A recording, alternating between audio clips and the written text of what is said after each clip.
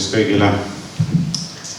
Ennekõike suur tänu korraldajatele selle konverentsi korraldamise eest. Ja loomulikult ka suur tänu kõigile inimestele, kes on kohale tulnud. Et juba pikemat aega on täheldada selline tendents, et eriti pärast seda koroona aega, et süveneb selline passiivsus, ükskõiksus, endasse tõmbumine. Seda on näha igal pool, kus iganes sa ei räägi, siis igal pool öeldakse, et kui inimesed enam ei tule välja, ei käi koos, ei suhtle omavahel, parimal juhul veel interneti kaudu. Ja selle tõttu on eriti rõõmustav näha, et ikkagi on erandi. Nüüd ma alustan ka väikese vabandusega, et ma ei tea, kas te teate seda või mitte, aga ma oleks täna jätnud praegu siia tulemata. See on lihtsalt põhjusel, et enda selline psüükiline seisund viimasel ajal siin riigis toimuvast tulenevalt ja oma uutest kohustustest tulenevalt on ka selline segasevõitu, ärevust pidevalt juurde tekitav. Ja vaat täna oli nüüd huvitav näide, et mul ei ole elu sees sellist asja olnud, et ma oleks unustanud ära kohustuse tulla ühele avalikule üritusele kõnelema, kuhu ma olen lubanud tulla, aga täna oleks see päev juhtunud, et tänu korraldajate õigeaegsele meeldetuletusele jõudsin ikka kohale. Aga see nüüd ühtlasi tähendab seda, et mul ei ole valmistatud ette sellist korralikku süstemaatilist akadeemilist ettekannet, mida võib-olla te ootasite minult, aga ma siis väljendan oma mõtteid selle teemaga seonduvalt niimoodi mõnevõrra eklektilisemalt, kui ma muidu oleksin seda vast tahtnud teha.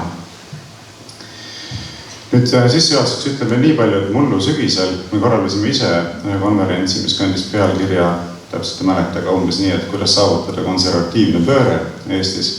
Ja seal ma pidasin ühe sellise tervikliku ettekande konservatiivse poliitika tähendusest, et kui te olete huvitatud minu mõtete lähemast kuulamisest või lugemisest, siis otsige palun see ettekanne välja, leiate seda kindlasti ka objektiivist. Aga nüüd tänase teema juurde, et konservatiivsus siis on see üldine nimetaja, millest me peaksime rääkima, millest te olete rääkinud. Mul kahju, et ma ei ole kõik eelnevaid ettekandeid kuulanud ja seetõttu ei saa astuda siin kohe juba diskussiooni eelnevalt räägituga. Aga tõepoolest, probleeme on ju see meie ajal, meie sellise relativistlikul ajastul, et väga sageli inimesed ei olegi võimelised teineteisega mõtestatult mitte millestki rääkima. Sel lihtsal põhjusel, et puudub ühine arusaam sõnade tähendusest, kõige lihtsamatest sõnadest rääkideski. Ma olen pannud seda pikka aega tähele, näiteks kui ülikoolis õpetades või tudengitega suheles rääkides, kui küsid inimeste käest näiteks seda, et mida tähendab olla inimene. Peaks nagu olema kõik elementaarsem asi, me räägime iseendast, eks ole. Aga mida tähendab olla inimene? Esimene asi, mida sa avastad, on see, et sageli inimesed ei oska ise sellele küsimusele vastata, läbimõeldud vähemalt. Hakkab siis tulema selline kõva häälega mõtlemine koha peal, et mida see võiks tähendada, mis ta ikka tähendab. Aga teine asi, isegi kui suudetakse mingisugune vastus sellele küsimusele pakkuda, siis need vastused ka eelduslikult sarnaselt mõtlevate inimeste lõikes on väga lahknevad ja väga erinevad. Millest saab tuletada üks ühe loogilise järelduse, et tegelikult nendel inimestel ei olegi ju võimalik omavahel inimlikkuse teemal rääkida, sellepärast, et neil ei ole jagatud arusaamist sellest, mis inimlikkus on. Või edasi, mis on vabadus, mis on õiglus, mis on riik, mis on poliitika, mis on õigus, mis on iseseisvus, nii edasi. Kõik põhilised mõisted, kui me räägime näiteks riigi elust, selgus puudub. Ja tulemuseks ongi selline Paabeli tornilaadne olukord, kus kõik, vabandaga väljenduse pärast, kuidagi nagu lämisevad midagi. Aga ma kasutan just seda sõna lämisevad üsna ranges tähenduses, sellepärast, et see on selline mingite sõnade ja häälitsuste tegemine, millel sisuliselt teiste inimeste jaoks tähendus puudub. Sellepärast, et puudub see ühtne taustsüsteem, millele tuginedes võiks see tähendus siis sõnadel olla omavahelises kommunikatsioonis. Ja täna räägime konservatiivsusest. Väga vajalik püüda aru saada, mis see siis on ja kuidas me seda mõistame, kas meil on mingisugune ühine mõistmine. Ja kui mina peaksin omalt poolt üritama nüüd siis lühidalt lahti rääkida, mida pidada silmas konservatiivsuse all, siis alati on hea mõte minna sõna algse tüve juurde. Ja konservatiivsus sõna tuleneb ladinakeelsest sõnast conservare. Conservare tähendab teatavasti siis säilitama, alal hoidma ja võib-olla siis laiendatult võttes edasi andma. Ehk olla konservatiiv tähendab säilitada, hoida alal ja anda edasi seda, mis on inimeseks olemise, inimühiskonna juures keskse tähtsusega, fundamentaalse tähtsusega. Konservatiivid ei pea olema muutuste vastu. Ei tea, kas siin saalis on keegi, kes peab ennast konservatiiviks ja ütleb, ma olen igasuguste muutuste vastu. Et kõik peab jääma nii, nagu enne on olnud, mingid muutused ei ole minule aktsepteeritavad. Ma arvan, et ei ole. Eks see on mingi karikatuur konservatiividest, mis on loodud. Loomulikult, me konservatiividena oleme avatud muutustele, aga me ei näe muutust eesmärgina iseeneses. Eks? Kõik muutused ei ole head, kõik uuendused ei ole head lihtsalt sellepärast, et nad on muutused või uuendused. Ei. Aga kui me niimoodi ütleme, siis me peame järgmisena kohe küsima seda, et aga mis on siis see kriteerium, millele toetudes me otsustame selle üle, millised muutused on teretulnud, kiiduväärsed, toetusväärsed, aga millised muutused ei ole seda mitte. Nii et meil on vaja mingisugust väljaspool iseennast seisvat kriteeriumit, millele toetudes otsustada, mis on siis see fundamentaalne, mis peab säilima, mida peab austama, mis tuleb edasi anda ja siis sellele toetudes, mis on need asjad, mida võib muuta, mida võib täiendada, mida võib uuendada. Ja see on siis selles tähenduses progress, mis on meile täiesti vastuvõetav. Aga meie konservatiividele ei ole vastuvõetav progressivism, mis siis idealiseerib muutuseid kui eesmärki iseeneses. Ja kui me otsime seda kriteeriumit, millele toetudes otsustada selle üle, et millised muutused on vastuvõetavad ja millised mitte, siis ma kordan uuesti seda, et see peab olema midagi, mis seisab meist endast väljaspool. Sest kui me otsime seda ainult iseenda seest, siis me põrkume paratamatult selle subjektivismi probleemiga. Et igaühel on mingisugused erinevad arusaamised sellest, millised muutused on vastuvõetavad ja millised ei ole. Ja siis seda ühisosa on, kui mitte võimatu, siis väga raske tekitada. Ja mina ütlen täie kindlusega, et minu jaoks on fundamentaalse tähtsusega arusaam siin loomuseadusest. Ma olen pannud tähele, et see kategooria, mis minu jaoks on täiesti iseenesest mõistetav, väga lihtne, väga selge, väga oluline, on paljud inimeste jaoks midagi sellist, mille üle nad ei ole elus kunagi mõelnud. Et kui ma olen isegi kasutanud seda sõna loomuseadus, siis pärast tuleks mu käest küsima, et aga mis see selline on? Mis see on, kui me räägime loomuseadusest? Ja muidugi siin võiks nüüd pidada terve pika loengu sellest, mida tähendab loomuseadus ja miks see on oluline. Aga kõige lühemalt öelduna see viitab ikkagi arusaamisele sellest, et inimene on loodud olend ja inimene on teatava loomusega olend. Eks et inimene ei ole sotsiaalselt konstrueeritav ükskõik millise olendina. Ei sootsium ei saa inimest konstrueerida ükskõik milliseks olendiks, ega ka inimene ise ei saa ennast konstrueerida ükskõik milliseks olendiks. Näide on, eks ole, näiteks see sooideoloogia, kus inimene ise otsustab, mis soost ta on, eks ole, eitades täielikult seda, milline loomus tal on sünnipäraselt. Aga kui me nüüd võtame selle lähtekohaks, et inimene on teatava loomusega olend, eks nagu iga teine olend, nagu sebra on teatava loomusega olend, ma ei tea, nagu tuvi on teatava loomusega olend, nagu vihmauss on teatava loomusega olend, eks. Et igaühel on oma loomus, igaüks neist on teatavat tüüpi olend. Siis see annab meile arusaamisega sellest, et inimene ka on teatavat tüüpi olend. Ja siit tagant kumab läbi arusaamine sellest, et on midagi sellist inimeses, mida me siis nimetame inimlikkuseks. Eks inimlikkus viitabki sellele, mida tähendab siis tõeliselt olla inimene.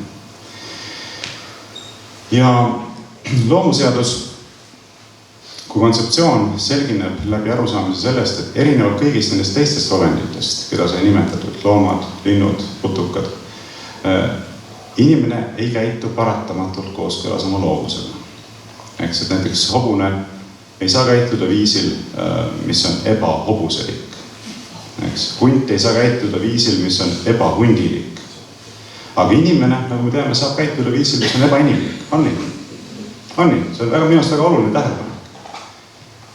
Me saame elada ebainimlikku elu. Me saame elada ebainimlikku elu inimesena, indiviidina, üksikuna võetuna, aga me saame elada ebainimlikku elu ka ühiskonna, kui me kaotame silmist arusaamise sellest, mis on inimlikkus või tahtmise elada kooskõlas sellega, mis on inimlikkus.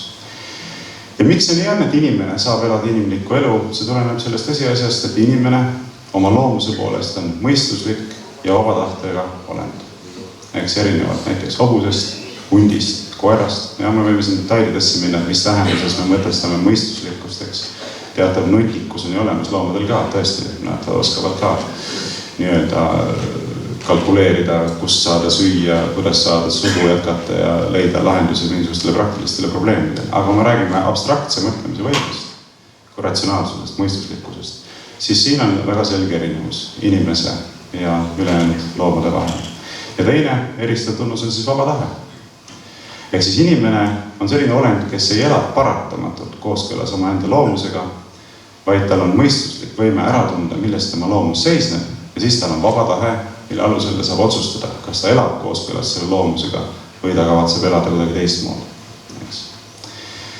Ja kogu sellest arusaamisest sünnib ka arusaamine inimesest kui moraalsest olendist. Et kui mul ei ole vaba tahet näiteks valida hea ja kurja vahel, ma paratamatult käitun nii, nagu ma käitun. Me ei heida näiteks hundile ette, et kuidas nüüd niimoodi, et sa murdsid selle lamba maha, kas see oli siis ilus käitumine. Et hundile sellise etteheite tegemine on täiesti mõttetu, sest tema käitub hundina oma loomusest tulenevalt paratamatult. Tal puudubki võimalus käituda mitte hundina. Järelikult ta ei ole ka moraalne olend, sest et moraalne käitumine tuleneb üksnes võimalusest käituda ka mittemoraalselt. See, kes ei saa käituda ebamoraalselt, ei ole põhimõtteliselt moraalne olend. Ja vaat siit nüüd kumab läbi see, et on mingisugune moraalne tõde, mis kajastub meile sellest, mida tähendab olla inimene, inimloomus. Ja see moraalne tõde, mis on kirjutatud inimloomusesse, inimese enda kohta, ongi see, mida me nimetame siis loomuseaduseks. Ja nüüd, kui me tuleme tagasi konservatiivsuse mõiste juurde, siis minu parim arusaamise kohaselt ongi siin võtmetähtsusega küsimus sellest, et me peame suutma teha ära selle töö, selle filosoofilise töö, mis on vajalik mõistmaks, mida tähendab olla inimene. Mis on siis sügavamas tähenduses inimlikkuse baastähendus. Ja võt see ongi see, mida me peame säilitama. Inimeseks olemise baasreaalsus. Seda me peame säilitama. Kõike muud me võime muuta vastavalt asjaoludele. Me võime muuta tulenevalt meie ajaloolisest, kultuurilisest, geograafilisest, poliitilisest kontekstist igasuguseid asju, aga mida me ei tohi muuta, mida me ei tohi hüljata, on see, mida tähendab fundamentaalselt olla inimene. Ja selle mõttes niimoodi kujundlikult öeldes minu meelest konservatiivsus sedasi mõistetuna tähendab kontakti reaalsusega. Eks me peaksime püüdma elada kooskõlas tõega iseenda ja maailma kohta. Kooskõlas tõega selle kohta, kes me ise oleme ja milline on meie tõeline suhe siis maailma. Ja vastupidi võetuna, mina olen näiteks öelnud sedasi, või enda jaoks mõtestanud seda niimoodi, et elada mitte kontaktis reaalsusega on tegelikult hullumeelsus. Et inimene, kellel puudub adekvaatne, harmooniline suhe tõega ehk reaalsusega, seda me nimetame hulluks. Kui keegi kujutab ette, nagu see stamp väljend ette näeb, et ta on Napoleon, seda tegelikult olemata, siis me ütleme, et inimene on hulluks läinud, kujutab ette midagi, et tal ei puudub adekvaatne arusaamine sellest, kuidas asjad tegelikult on. Aga sisuliselt sama asi võib juhtuda ju ühiskonnal. Miks mitte? Et ühiskond ei ole mitte midagi muud kui inimene laiendatud kujul, inimeste kogum. Ka ühiskond võib minetada arusaamise baastõdedest inimeseks olemise kohta ja selles mõttes võtta omaks hullumeelsuse. Ja ma arvan, et päris paljud meist ka nõustuvad sellega, et me elamegi hullumeelsuse ajastul. See on samal põhjusel, et on minetatud elementaarne, tõene arusaam sellest, kes me inimesena oleme ja kuidas sellega seonduvalt tuleks siis ka ühiskonda korrastada. Näiteid võib siin tuua ju palju, aga võtame näiteks selle sama sooideoloogia. Et kõige lihtsam viis inimeste aususe ja terve mõistuslikkuse kontrollimiseks minu meelest praegusel ajal ongi küsida inimese käest see lihtne küsimus, kas inimene saab oma sugu muuta või ei saa. Eks seda võib küsida ka ministrite käest ja saad sellised vastused, et hoia peast kinni või parlamendi liikmete käest. Ja ometi, see on ju peaaegu absurdne küsimus, sellepärast, et selle vastus on nii ilmselge. Ilmselgelt mitte keegi ei saa oma sugu muuta. See on lausvale. Mitte keegi, mitte kunagi, mitte mingisugustel tingimustel ei saa oma sugu muuta. On võimalik lasta endalt ära lõigata teatavad organid, mutileerida ennast ja nii edasi, aga soo muutmine on absoluutne võimatus. Ometi, mida me näeme lääne ühiskonnas üha laiemalt, see hullumeelsus levib ja levib ja levib, eks. Kui sa eitad seda, et näiteks keegi meesterahvas, kes on lasknud endalt suguorganid ära lõigata ja söönud hormoone ja selle tõttu hääl on kõrgeks läinud ja nii edasi, kui sa eitad seda, et temast on nüüd saanud naine, siis sulle öeldakse, et sa oled vihkaja, sallimatu, tagurlane, eks, kõik need halvad sõnad, mis tulevad. Ometi, sina ei tee mitte midagi muud kui seda, et jaatad reaalsust. Ma keeldun hullumeelsusega kaasa minemast. Ja no võt, paljude nende muude asjadega on samamoodi, et kui me mõtleme selle peale, mida tähendab olla konservatiiv, mis on konservatiivsus, siis me võime ju vaadata kas või meie põhiseaduse. Paljuski olla konservatiiv, lähtuda konservatiivsetest veendumustest tähendab olla lihtsalt aus. Vaatame põhiseadusel, nagu öeldud, mida põhiseadus ütleb. Millised ideaalid põhiseadus sätestab? Näiteks rahvusriikluse ideaal. Eesti riigi üks keskseid ülesandeid põhiseaduse preambula kohaselt on tagada eesti rahvuse, keele ja kultuuri püsimine läbi aegade. Edasi, riikliku iseseisvuse ideaal. Eks, esimeses paragrahvis on kohe öeldud, Eesti on demokraatlik sõltumatu vabariik, kus kõrgema riigivõimu kandjaks on rahvaseks. Iseseisvus on aegumatu ja võõrandamatu. Iseseisvus ideaal, selgelt deklareeritud. Samas paragrahvis deklareeritud demokraatliku riigikorralduse ideaal. Edasi, põhiõiguste kaitstuse ideaal, inimväärikuse kaitstuse ideaal, eraomandi kaitse ideaal, sõnavabaduse ideaal, perekonna ideaal. Eks kõik need asjad on põhiseaduses meie ühiskondliku elu alustena, alusideaalidena deklareeritud. Ometi, mida me näeme? Kas neid järgitakse? Ei järgita. Põhiseadus on sisuliselt hüljatud. Need samad printsiibid, need samad tõed, mida põhiseadus deklareerib, on sisuliselt hüljatud. Rahvusriikluse ideaali ilmselgelt ei järgita. Eks? See on täitsa selge, ma ei saa siin peaaegu pikemalt rääkida, ma vaeg kohe otsa. Demokraatia ideaali ilmselgelt ei järgita. Muuseas huvitav asi oli, praegu on meil mitmes september? 23. 9 päeva tagasi, 14. septembril möödus 20 aastat sellest päevast, kui Eestis oli viimane referendum. 2003 oli siis Euroopa Liiduga liitumise referendum, mis oli ka tegelikult pettusega tehtud, sest seal oli massiivne riiklik propaganda, et saada soovitud tulemus. Aga fakt on see, et 20 aastat pole pakutud rahvale mitte ühtegi korda, mitte ühtegi võimalust osaleda ühegi riigielu küsimuse otsustamises. Fakt. Ainuke asi, mida me oleme saanud siis nagu nii-öelda otsustada selle aja jooksul on see, kes peaks saama, kes on need inimesed või parteid, kes peaks saama kõik otsused langetada meie eest. Kas see on demokraatia? No ilmselgelt ei oleks. Varasemate põhiseaduste kohaselt meil oli rahvana õigus algatada parlamendis seaduse eelnõusid, meil oli õigus algatada referendumeid, meil oli õigus valida endale riigipea. Mitte ühtegi, mitte midagi sellest alles ei ole. Siis meil on e-valimiste süsteem, mille kaudu me ei saa isegi sellest kindlad olla, et need inimesed, kes on valitud parlamenti, on päriselt need, kes siis esindavad rahva tahet. Siis meil on suurem osa otsustusõigusest, õigusaktide vastuvõtmisesse puutuvast otsustusõigusest loovutatud Brüsselile. Nii et me ei saagi enam mitte millegi üle otsustada isegi oma esindajate kaudu ja siis meile räägitakse toimunäga, aga meil on demokraatlik riik, meil on demokraatlik Eesti, mitte nagu mingi Ungari või mingi muu Venemaa või midagi muud sellist. Et mida me näeme, miks ma tahtsin ilmestada ühe näitega, kas on selline fundamentaalne aususe puudumine. Et me ei taha elada kooskõlas tõega selle kohta, kuidas asjad siis tegelikult on. Ja mida ma siis lõpetuseks ütlen, pidades silmas, et mul on jäänud alles 35 sekundit.